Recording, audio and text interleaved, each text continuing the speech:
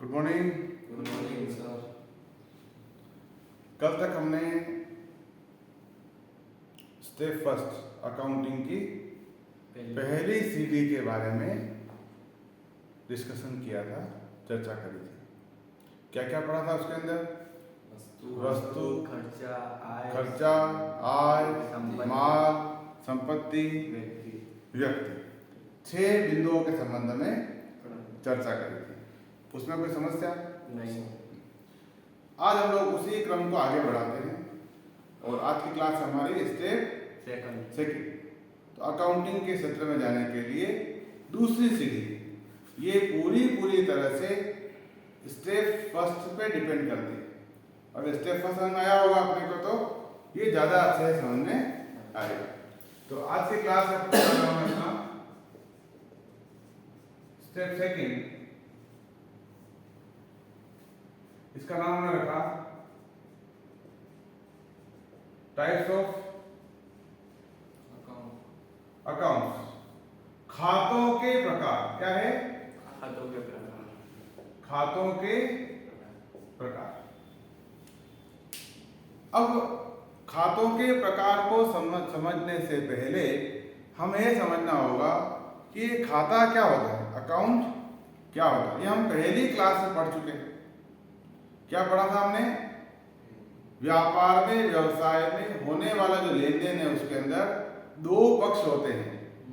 किसी भी सौदे को होने के लिए कितने पक्षों को होना जरूरी है? 2 पक्षों का। तो प्रत्येक पक्ष एक खाता कहलाता है। बात करें थे अपन ने? किसी भी सौदे में प्रभावित होने वाला प्रत्येक पक्ष एक खाता कहलाता है। अब मन में सवाल बना कि ये खाता कैसा कैसा हो सकता है, तो टाइप्स ऑफ अकाउंट्स हम इसको समझने वाले हैं। ठीक है, तो सबसे पहली प्रकार के खाते हैं वस्तुगत खाते। इसका एक नाम और है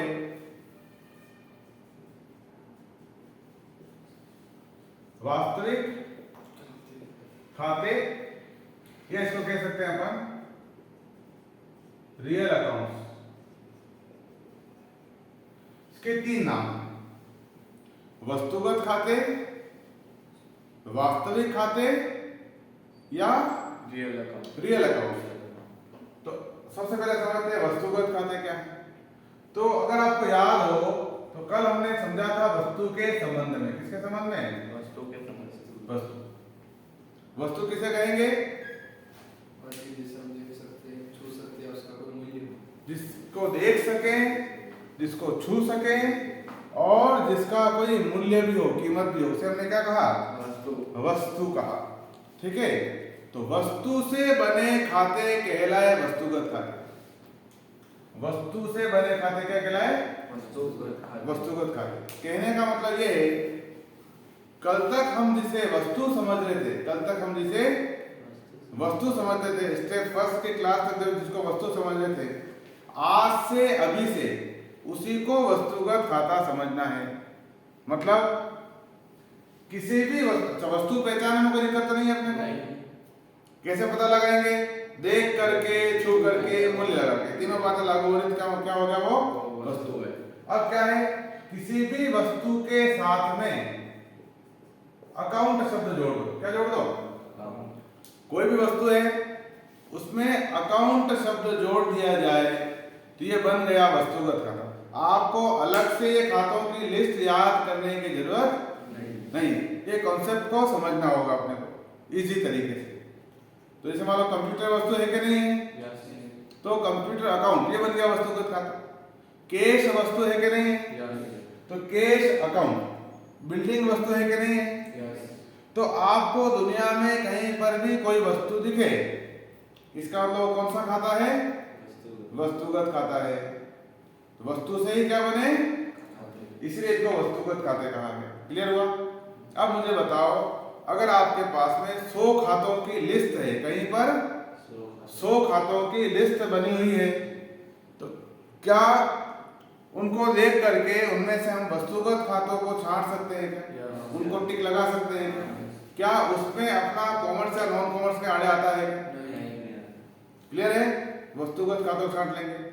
अब उसमें से अब वो खाते 100 लिस्ट नहीं 1000 की लिस्ट है तो क्या दिक्कत है, तो भी कर पाएंगे।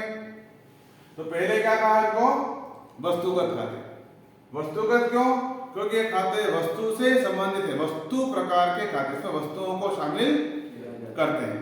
इसका एक नाम और है वास्तविक खाते, या अंग्रेजी में कहेंगे तो इसको रियल अकाउंट। तो इनको वास्तविक क्यों कहा गया, वास्तविक कहने का कारण ये है कि क्योंकि ये जो वस्तुएं होती हैं ये वास्तव में होती हैं, फिजिकली मौजूद होती हैं, इसलिए इनको वास्तविक कहा गया। जो वस्तुएं हैं ये वास्तव में होती हैं, इनका एग्जिस्टेंस होता है, इनके एग्जिस्टेंस होने के कारण इनको क्या कहा गया, वास्तविक। जैसे कंप्यूटर होता है कि नहीं होता है, फिजिकली होता है, मशीन, पंखा, 100 रुपए का नोट, तो इनके होने के कारण क्या है ये वास्तविक, इसलिए इनको कहा गया रियल अकाउंट।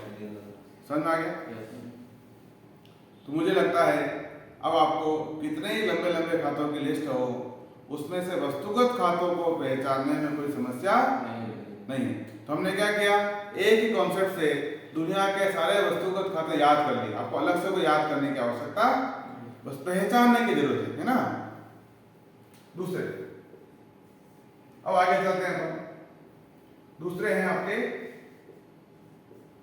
नाम मात्र के खाते। इसका एक और नाम है अवास्तविक खाते या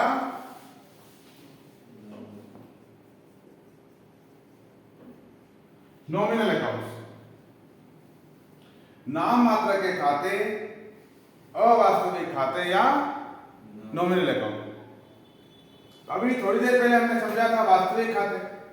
वास्तविक का मतलब क्या है, जो वास्तव में है, जो फिजिकली मौजूद है, जिसका एग्जिस्टेंस है, उसको हमने क्या कहा, उसको हमने कहा वास्तविक खाते। तो फिर अवास्तविक का क्या मतलब हुआ,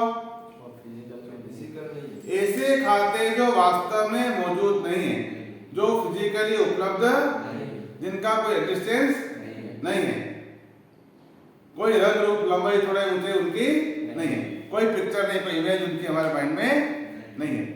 तो फिर क्या है, केवल नाम मात्र, नाम मात्र के खाते। ऐसे खाते जो फिजिकली तो कहीं मौजूद नहीं है, लेकिन केवल उनका नाम अपन काम में लेते हैं, नेम्स आर ओनली देयर, वही कहलाए नॉमिनल अकाउंट। क्या कहलाए, ऐसे खाते जिनका नाम तो है लेकिन फिजिकली कहीं मौजूद नहीं है, मतलब देखने जाओ, छूने जाओ तो कहीं देखने छूने को नहीं मिलेगी, उनको क्या कहा गया, नाम मात्र के खाते।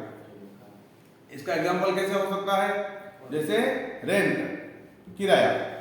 लगता तो है कि कुछ होता होगा, लेकिन फिजिकली देखो तो कहाँ है, commission, salary, interest, wages, consultation, audit fee, repairs and maintenance, ये सब क्या है खाते, इनका नाम तो हम काम में लेते हैं लेकिन ये फिजिकली कहीं भी मौजूद नहीं है।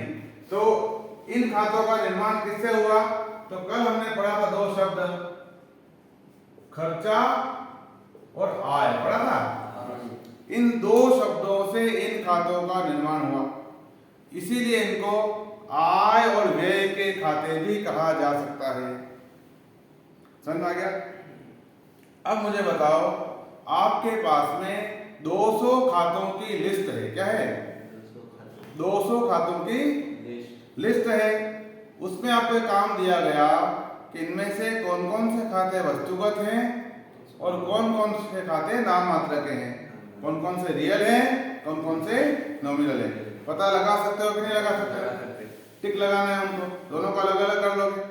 अब ये खाते 200 नहीं है, 2000 है, क्या फर्क पड़ता है, क्या गलतियों की संभावना है। पहले दिन अपन ने डिस्कस किया था कि अकाउंटिंग जो करना है अपने कैसा करना है, 100% एक्यूरेसी के साथ में। तो क्या हमें लग रहा है ऐसा हो सकता है। तो नाम मात्र के खाते, ऐसे खाते जिनका नाम तो है लेकिन फिजिकली कहीं पर भी मौजूद नहीं। तो कहीं भी आप वस्तुगत खाते में और नाम मात्र के खाते में फर्क कर सकते हैं, उसको डिफरेंशिएट कर सकते हैं। मान लो अगर आपको कहीं कंफ्यूजन हो जाए क्या वस्तुगत खाते में और नाम मात्र के खाते में फर्क नहीं कर पा रहे। मेरे पास एक सरल तरीका और है। तो अगर आपको कभी लगे कि मैं इस खाते को वस्तुगत मानूं कि नाम मात्र का खाता मानूं, तो क्या करो, बनाओ उस खाते का चित्र। क्या बनाओ? ड्राइंग बनाओ, पेंटिंग बनाओ, उस खाते का पेंटिंग बनाओ, चित्र बनाओ। अगर उस खाते का चित्र बन जाए, क्या हो गया? बन जाए। अगर आप उसका चित्र बना पाए तो ये हो गया रियल अकाउंट। क्या हो गया? वस्तुगत खाता। और अगर उसका चित्र नहीं बना पाए, क्या नहीं कर पाए, उसकी ड्राइंग पेंटिंग नहीं बनी, ये हो गया नॉमिनल अकाउंट, नाम मात्र का खाता, है ना। Very simple. अगर आपको कभी खाते में कंफ्यूजन हो जाए कि मुझे मैं इसे वस्तुगत खाता मानूं कि नाम मात्र का खाता मानूं, तो क्या करो, उसका चित्र बनाओ। खाली कागज ले लो, पेन पेंसिल कुछ ले लो और बनाओ चित्र। जैसे अगर मैं आपसे कहूं टेबल का चित्र बनाओ, बनेगा कि नहीं बनेगा? तो कौन सा खाता हो गया वो? Real account. पंखे का चित्र बनाओ तो कौन सा खाता हुआ? वस्तुगत खाता। कंप्यूटर का चित्र बनाओ, 100 रुपए का नोट का चित्र बनाओ, मजदूरी का चित्र बनाओ,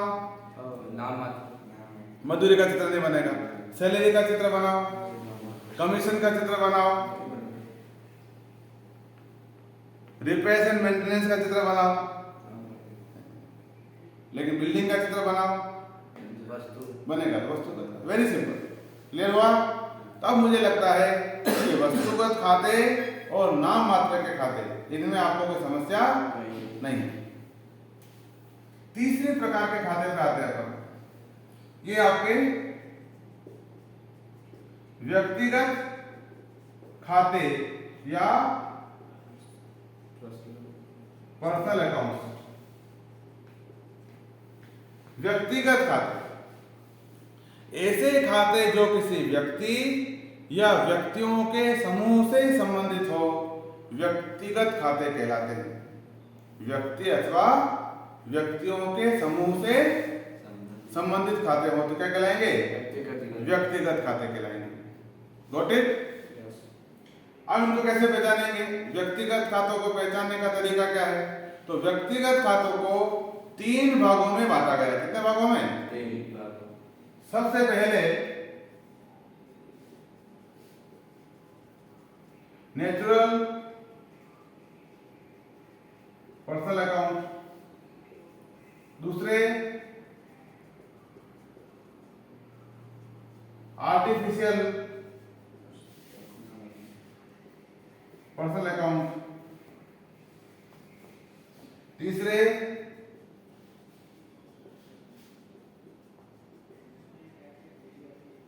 रिप्रेजेंटेटिव पर्सनल अकाउंट। नेचुरल मतलब प्राकृतिक व्यक्तिगत खाते। नेचुरल पर्सनल अकाउंट मतलब प्राकृतिक व्यक्तिगत खाते। आर्टिफिशियल कृत्रिम व्यक्तिगत खाते। और रिप्रेजेंटेटिव पर्सनल अकाउंट का मतलब क्या हुआ? प्रतिनिधि व्यक्तिगत खाते। प्रतिनिधि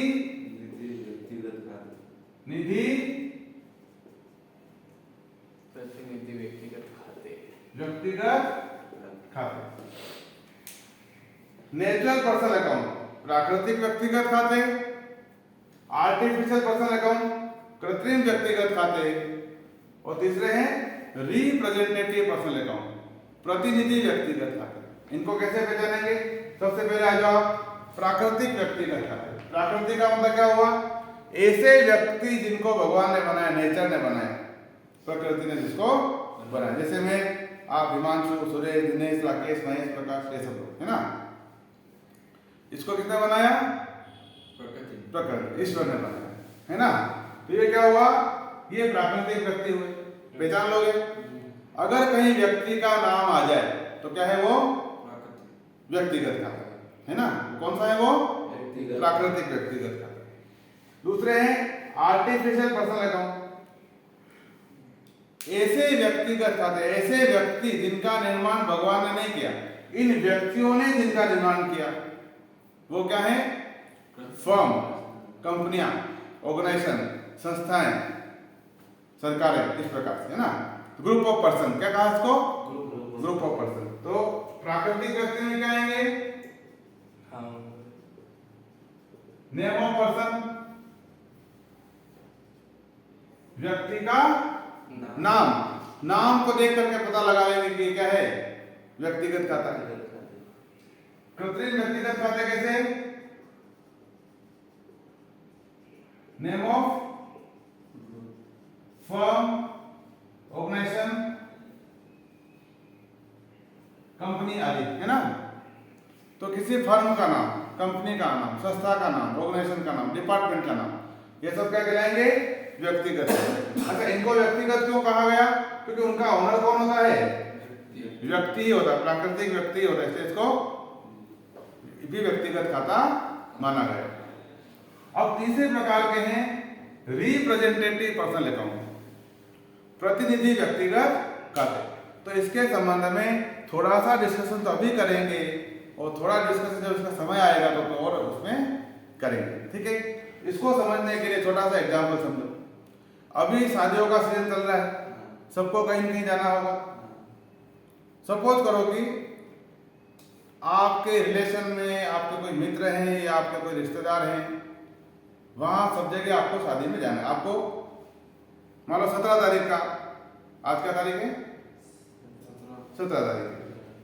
तो 17 तारीख का क्या हुआ? आपको कोई इन्विटेशन मिला, और 4 जगह से मिला। एक उदयपुर में मिला, एक डूंगरपुर का इन्विटेशन मिला, एक बांसवाड़ा का मिला, एक जोधपुर का मिला। क्लियर हुआ? अब चारों व्यक्ति कैसे हैं कि जो हमेशा आपके घर में कोई फंक्शन होता है, प्रोग्राम होता है, तो सब लोग वो आते हैं, तो आपका जाना जरूरी। लेकिन समस्या क्या? मैं तो अकेला व्यक्ति हूं, मैं उदयपुर वाले प्रोग्राम में जाऊं, डूंगरपुर जाऊं, बांसवाड़ा जाऊं, जोधपुर जाऊं, कंफ्यूजन में। और नियम क्या कहता है? सब जगह जाना जरूरी है। नियम तो क्या कहता है? लेकिन प्रैक्टिकली अपन देखें तो पॉसिबल नहीं हो पा रहा। नियम से तो अगर कोई मेरे फंक्शन में कोई व्यक्ति समय निकाल कर गया तो मुझे भी क्या है? मुझे जाना चाहिए। नियम तो ये कहता है। तो मैं क्या करता हूँ, इन चारों में से प्राथमिकता डिसाइड करता हूँ कि मुझे कहाँ जाना है। अगर मेरे घर में भाई साहब के बच्चे की शादी, में क्या करूंगा? पहले वहां जाऊंगा। लेकिन दूसरों के प्रति भी जिम्मेदारी मेरे को निभानी है, तो फिर मैं क्या करता हूँ? ऐसी स्थिति में फिर मैं पता करता हूँ कि मेरे दूसरे कोई रिश्तेदार में से कोई मित्र, कोई मिलने वाला, क्या उनके फंक्शन, उनके प्रोग्राम में जा रहा है क्या। तो मैं क्या करूंगा? अपना कोई गिफ्ट, अपना लिफाफा, या हमारी तरफ से कोई शुभकामनाएं, संदेश, ऐसा कुछ तो कुछ मैं गिफ्ट वहां पे पहुंचाता हूँ, ठीक है ना। तो उसके थ्रू मैं क्या करता हूँ कि मेरी प्रेजेंटेशन वहां पे, मैं तो नहीं गया लेकिन मैंने किसी व्यक्ति को रिप्रेजेंट किया, मतलब किसी व्यक्ति को मैंने प्रतिनिधि बनाया। वो व्यक्ति जो गया वहां को, उसने किसका प्रतिनिधित्व किया? हमारा प्रतिनिधित्व ये हुआ रिप्रेजेंटेटिव। क्या हुआ कि जहां पे नियम से तो आपको जाना चाहिए था, लेकिन आप नहीं गए, आपने क्या किया? आपकी जगह किसी और व्यक्ति को भेज दिया। वैसे ही अकाउंटिंग में बहुत जगह ऐसा आता है जहां पे ऐसे खाते जहां पे किसी व्यक्ति का नाम लिखा जाना था। क्या करना था? किसी व्यक्ति का नाम लिखा जाना, लेकिन उस व्यक्ति का नाम नहीं लिख करके उसकी जगह पे कुछ और नाम लिख देते हैं अपन, वो कहलाता है प्रतिनिधि व्यक्तिगत खाता। जैसे कैपिटल अकाउंट, अब अभी नॉन कॉमर्स है तो आपको नहीं पता कैपिटल अकाउंट के, आगे चल के डिस्कस करेंगे तो चीजें और समझ में आएंगी। तो मैं आपको कुछ उदाहरण बता सकता हूँ अभी। जैसे कैपिटल अकाउंट, ड्राइंग्स अकाउंट, ये क्या है? ये प्रतिनिधि व्यक्तिगत खाते हैं, ठीक है ना। ऐसे ही सैलरी पेबल है, इंटरेस्ट रिसीवेबल है, ऐसे बहुत सारे ऐसे खाते हैं जो रिप्रेजेंटेटिव पर्सनल अकाउंट। तो उसको हम कहाँ यूज करते हैं? जहां पर व्यक्ति का नाम का खाता आना चाहिए था तो वहां पे व्यक्ति का नाम नहीं लिख करके उस जगह पे हम कोई और नाम वहां पे लिख देते हैं, ठीक है। तो आगे की क्लास में हम क्या करेंगे, इसको और भी डिटेल में डिस्कस करने वाले हैं। क्लियर हुआ? तो हमने समझा कि खातों के प्रकार, कितने प्रकार के खाते हैं? 3 प्रकार के। कौन कौन से हैं? व्यक्तिगत खाते, सबसे पहले हैं, इसका क्रम नहीं बिगाड़ना है, सबसे पहले वस्तुगत खाते, वस्तुगत खाते, नाम मात्र के खाते, व्यक्तिगत खाते। अंग्रेजी में समझना है तो सबसे पहले रियल अकाउंट, नॉमिनल और पर्सनल अकाउंट। क्लियर हुआ? कोई समस्या कर सकते हैं? अब मुझे बताओ, आपके पास में 200 खातों की लिस्ट है, उसमें से हमें वस्तुगत खातों को अलग करना है, नाम मात्र के खातों को अलग करना है और व्यक्तिगत खातों को अलग करना। क्या हम कर पाएंगे? अगर ये टाइप्स ऑफ अकाउंट्स के ऊपर अपना ग्रिप हो गया, ये सब चीजें समझ में आने लगी, तो जो अंतिम खाते हैं अपने फाइनल अकाउंट से, वो बहुत अच्छे से हम कर पाएंगे, सारे खाते टिप्स के ऊपर होंगे अपने। तो हमारा सीखने समझने का जो तरीका है वो कैसा है? रटना नहीं है, चीजों को समझ करके करना है, अकाउंटिंग के बोझ को लेकर के नहीं चलना है। चीजें समझ में आ जाएगी तो आगे इसको करने में अपने को आसानी होगी। चले आगे। तो ये हमारे स्टेप सेकंड चल रही है, इसी में आगे अपन बात करते हैं। मैं लिखवा दूंगा।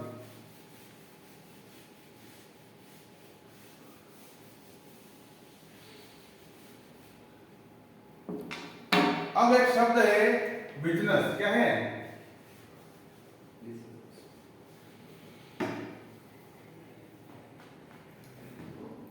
व्यवसाय।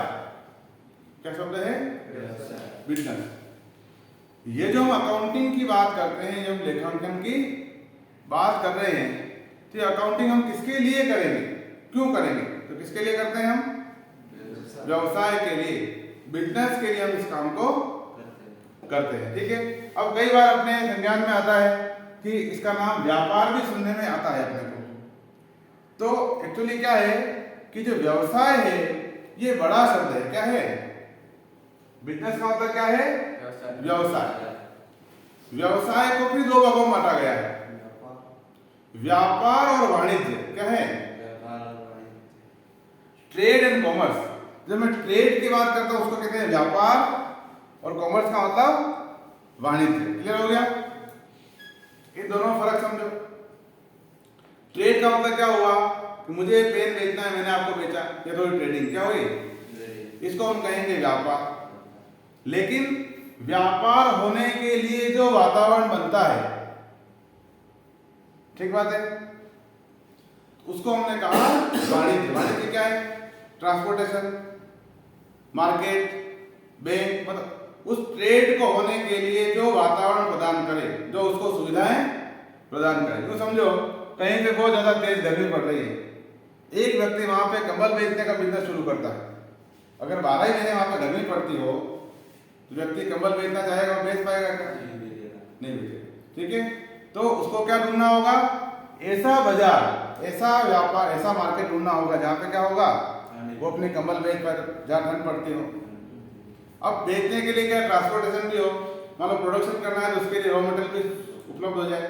तो किसी भी व्यापार को एस्टेब्लिश होने के लिए जो बाजार उपलब्ध होता है, उसकी सारी जो सुविधाएं हैं, जो रिसोर्सेज हैं, वो सब किसमें शामिल करते हैं? अपन वाणिज्य में शामिल करते हैं। तो उस वाणिज्य के होने से क्या होगा? फिर ट्रेड होगा, और वाणिज्य और व्यापार दोनों मिलकर के कहलाता है व्यवसाय। अब मन में सवाल बना कि व्यवसाय क्या होता है, किसे व्यवसाय अपन कहें? तो ऐसा कोई काम जो लाभ प्राप्त करने के लिए किया जाए, प्रॉफिट अर्न करने के लिए किया गया कोई भी कार्य व्यवसाय कहलाता है। लेकिन वो कार्य लीगल होना चाहिए। क्या होना चाहिए? लीगल। ऐसा काम जो हम करके सरकार को बता सके कि मैंने ये काम करके पैसा कमाया। ऐसा नहीं चेंज स्नेचिंग करने का कोई टीम बना ली या डाका डालने की टीम बना ली, मेरा जो सुने मकान देख के ताला तोड़ेंगे, उसमें से कुछ कमाएंगे। तो वो प्रॉफिट तो उसमें हो सकता है, लेकिन उसको व्यापार व्यवसाय की श्रेणी में नहीं, क्योंकि वो लीगल काम नहीं, इलीगल है। कानून के तहत वो सही कार्य नहीं, दंडनीय अपराध, इसलिए हम उसको व्यवसाय की श्रेणी में नहीं लेंगे। व्यवसाय कौन सा होगा? जो लीगल होगा। क्या होगा?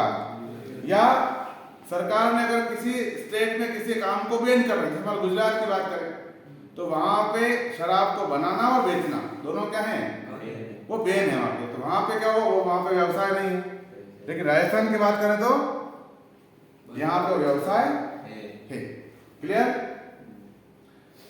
अब मन में सवाल बना कि व्यवसाय कैसा कैसा हो सकता है। अगर मैं बाजार में निकलूं तो मुझे कौन कौन सा व्यवसाय देखने को मिलेगा।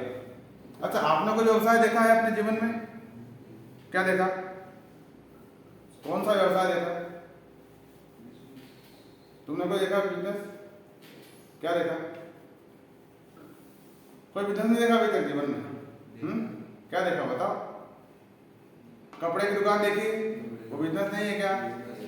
जूते की दुकान देखी, कंप्यूटर की दुकान देखी, बर्तन की दुकान है, पर्सनल कार्य कैसे इलेक्ट्रॉनिक की दुकान हो, इलेक्ट्रॉनिक दुकान भी हो सकती है, कोई इंडस्ट्री भी हो सकती है ना। तो मन में सवाल बना कि कैसा कैसा हो सकता है। अब मान लो यहाँ से हम अपने घर तक जाए, यहाँ से अपने, तो रास्ते में कितने व्यापार होंगे, व्यवसाय होंगे? बहुत सारे होंगे। तो उसको हम अगर लिस्ट बनाना चाहें तो बहुत लंबी बनेगी। इसको कैटेगराइज कर सकते हैं। क्या कर सकते हैं? कैटेगराइज कर सकते हैं। तो सबसे पहले है व्यवसाय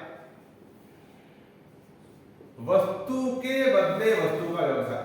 वस्तु के बदले, जब ये वस्तु शब्द ऐसा है तो पहले ही दिन से अपने पीछे पीछे घूम रहा है, क्योंकि जब भी हम अकाउंटिंग की चर्चा करेंगे, जब भी हम लेखांकन की चर्चा करेंगे, इस वस्तु शब्द के बिना तो अकाउंटिंग की चर्चा कर ही नहीं सकते। कल हमने डिस्कस किया था, क्योंकि वस्तु अकाउंटिंग का मूल सिद्धांत है।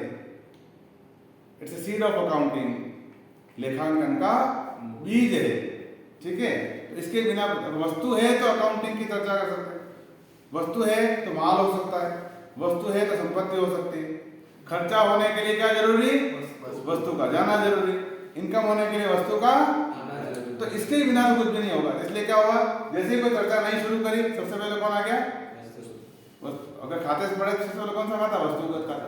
व्यवसाय की बात करें तो क्या आ गया यहाँ पे? तो वस्तु से बदले, वस्तु के बदले वस्तु का व्यवसाय।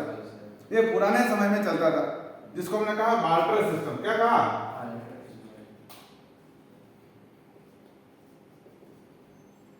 वस्तु विनिमय। क्या है ये?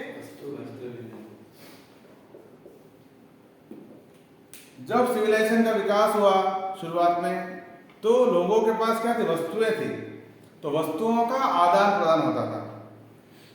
मेरे पास चावल है, आपके पास गेहूं है, तो आपने क्या कर दिया? गेहूं मुझे दिया, चावल आपने ले लिया। आपके पास कपड़े हैं, मेरे पास में फल सब्जियां हैं, वो दे करके कपड़े ले लिए। या आपके पास खेती में काम करने का औजार है, मेरे पास में अनाज है, तुम्हें वो दे करके। तो कभी अपने गाँव में देखा भी होगा, सब्जी वाला है, आपने क्या करा? उसको गेहूं दे दिया, उससे सब्जी ले ली। तो ऐसा चलता है। क्लियर? लेकिन धीरे धीरे क्या हो गया, ये क्रम बंद हो गया। अब तो गांव में भी सब्जी वाला आपसे अनाज देने में इच्छा, क्योंकि उसको मोबाइल का रिचार्ज करना है, तो वो अनाज देके नहीं करा पाएगा। क्लियर? पहले क्या था, पुराने समय में व्यक्ति के जीवन की आवश्यकताएं कम थी, वस्तुएं कम थी, वस्तुएं लिमिटेड थी। जो वस्तु आपके काम की, मेरे काम की, मेरे काम की, आपके काम की। अब मार्केट में क्या, वस्तुएं बहुत ज्यादा बढ़ गई हैं, जो आपके जीवन में काम में आ रही, मेरे जीवन में कभी काम में नहीं आने वाली है। और डे बाई डे क्या हो रही, वस्तुओं की संख्या बढ़ती जा रही है। तो अब वस्तु से बदलो, वस्तु के बदले वस्तु वाला जो व्यापार व्यवसाय है वो अब नहीं होता है। अब क्या होता है? तो उसके बदले में व्यापार शुरू हुआ वस्तु के बदले मुद्रा। क्या है? करेंसी, पैसा। तो ये मुद्रा भी वस्तु ही है। क्या है? इस वस्तु में क्या फर्क है? तो पहले क्या था, पुराने समय में जो वस्तु विनिमय था, यहाँ पे क्या था, ये वस्तु थी वेरिएबल, ये भी वेरिएबल। वेरिएबल का मतलब मुझे भी खुली छूट है, मैं आपको कोई वस्तु दे सकता हूँ, और आपको खुली छूट है कि वो कोई भी वस्तु। हाँ, पहले जो राजा महाराजा के समय में दुकानदार था, वो दुकानदार को ये नहीं, उसको पता था मेरा अनाज का व्यापार है, लेकिन उसको ये नहीं पता था कि मुझे अनाज को बेचने के बदले मुझे आज क्या मिलने वाला है। सोने का सिक्का मिलने वाला है, चांदी मिलने वाली है, कि लोहा मिलने वाला है, तांबा मिलने वाला है, या उसके बदले का दूसरा अनाज मिलने वाला है, उसको पहले से पता नहीं है। तो व्यक्ति ने क्या किया, जब वस्तुएं बढ़ गई तो वस्तु विनिमय संभव नहीं है। तो उसने क्या किया, एक आर्टिफिशियल थिंग बनाई, एक वस्तु बनाई, इसका नाम क्या रखा, मुद्रा। तो अब क्या कर लिया, अब ये वस्तु तो होगी वेरिएबल, इसको कर दिया कांस्टेंट। कांस्टेंट का मतलब स्थिर, क्या कर दिया, स्थिर। अब क्या होगा,